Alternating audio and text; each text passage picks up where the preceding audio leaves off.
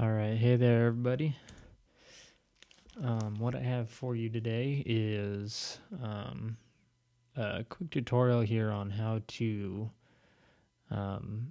mix and master your tracks. A lot of people are sending me requests on how I do my mixing and mastering, and I don't do a whole lot as far as mastering goes. I only have these 4 things, and this just shows me the dynamic range, but I don't have a whole lot on my mastering chain. I tend to find that it's more about the mix than it is the master. The mastering for me is kind of just turning the volume up.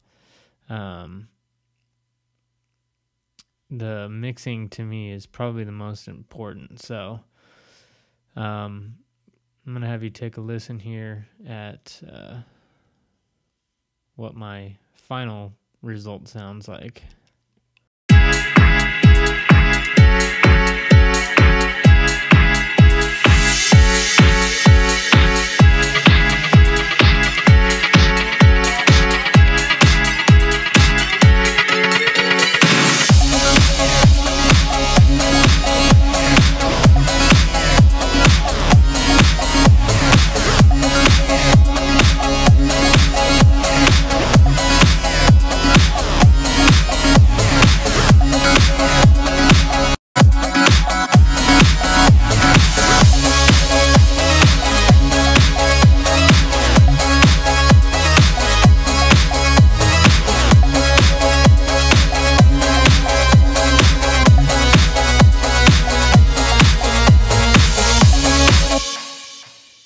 Okay, so if you notice the whole time that's playing, you can still see a lot of movement over here on my master output. I don't have it crushed. I don't have it limited like crazy. I don't have it over compressed. It still sounds nice and loud compared to everything else. If you compare it to, all the other big artists out there, it sounds just as loud. To me, it sounds just as good. It's still got a lot of dynamic range though, which is going to make your track sound a lot better. As soon as you start limiting the heck out of it and compressing the heck out of it, not only are you squashing all the dynamics out of it, but it starts to sound crappy at a certain point. It will start sounding really distorted. It'll start muddying things up. So a lot of people think to just keep cranking up their limiter until it sounds loud enough, but at a certain point it's not going to get any louder. It's just going to start sounding bad. So what I tend to do is I tend to mix everything at a pretty low volume. You'll see here my mix without all my mastering chain on. This is how loud it is.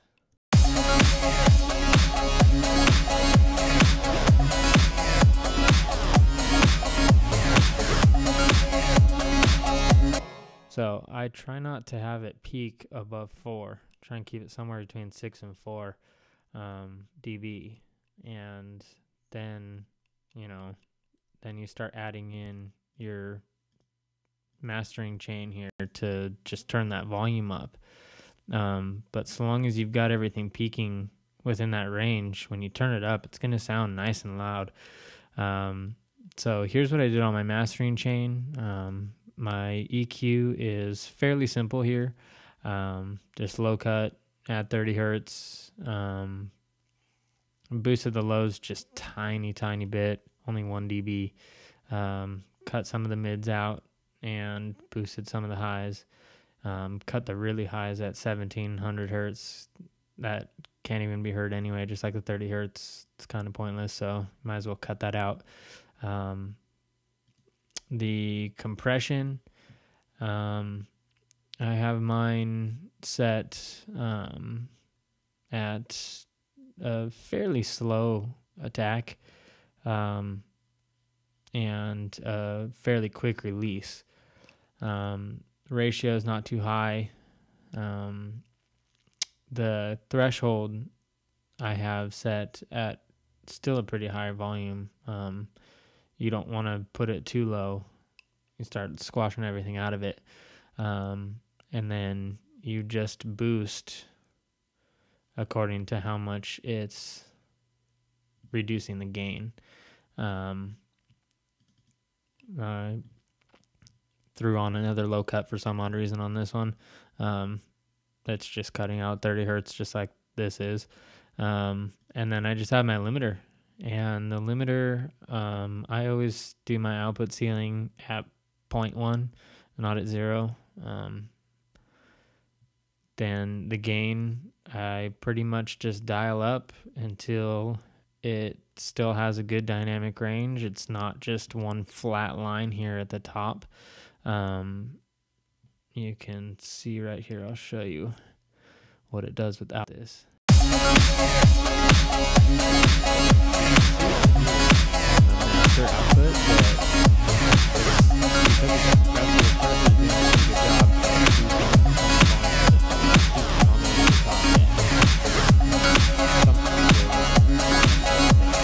So as soon as you turn the limiter on,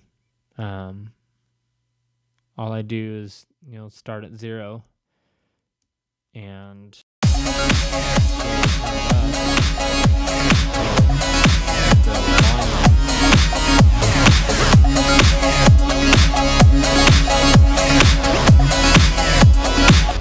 so right there, it's sounding pretty darn loud, and it's still moving quite a bit over here. So I know I've got it at a pretty good spot there. I could probably turn it up a little bit more, but I'm going to start losing more and more of the dynamics, and I don't know, 7 was kind of the sweet spot. So you'll mess around with that and figure out where the sweet spot is. So yeah, that's all I do for my mastering. You just want to do a pretty good mix down before you do the mastering. Whenever I do any of my mixing, I make sure that I have all this stuff turned off.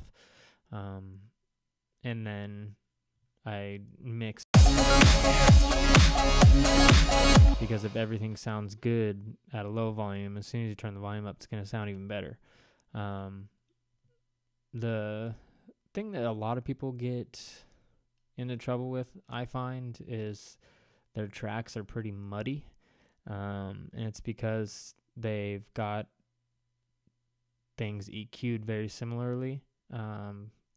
And you don't want that. You want everything kind of EQ'd a little bit differently so it sits within its own little pocket in the mix. I tend to, on a lot of my synths, I tend to do a cut somewhere around like on this one, around the 400 hertz range. It's a pretty big Q, and it's 16.5 dB is taken out of there.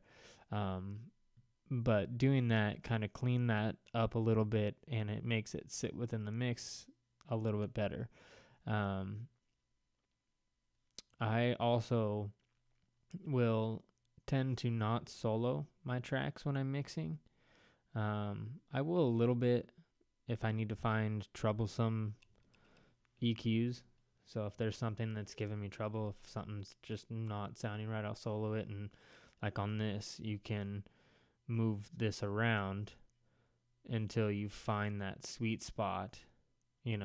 On the solo button, you move this around till you find that sweet spot. On solo, listen to it if you need to. But I tend to try and not solo as much as I can, and I try and do most of my mixing and my EQing with the whole track, because you want to hear how it's going to be affected in the entire mix. Also, you want to try and do a little bit of some panning, and you don't want everything at the same volume. Obviously, everything's got to kind of sit in its own little place. So, your drums, I set my drums up kind of like an actual drum set would be. So your kick's right in the middle, your snare's off to the left just a tiny bit.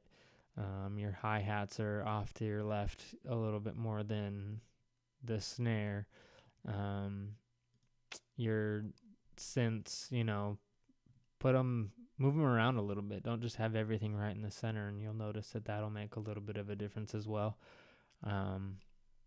Yeah, so that's pretty much all I do as far as my mixing and mastering. If you have any questions, go ahead and leave some comments, and I'll be happy to answer them. Hope this helps. One other thing I like to do here as well is to, on my drums, I like to duck my kick under my snare a little bit. This kind of helps your kick and your snare stand out in the mix a little bit better, I find.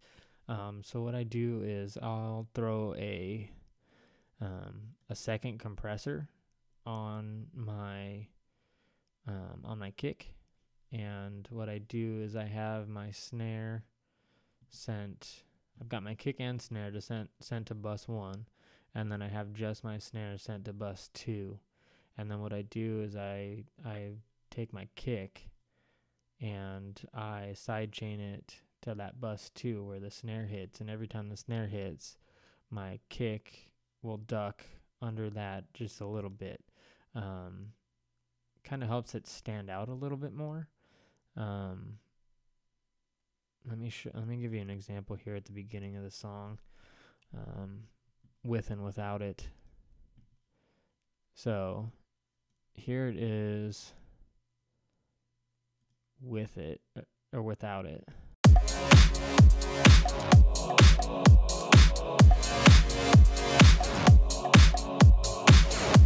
And then here it is with the compressor.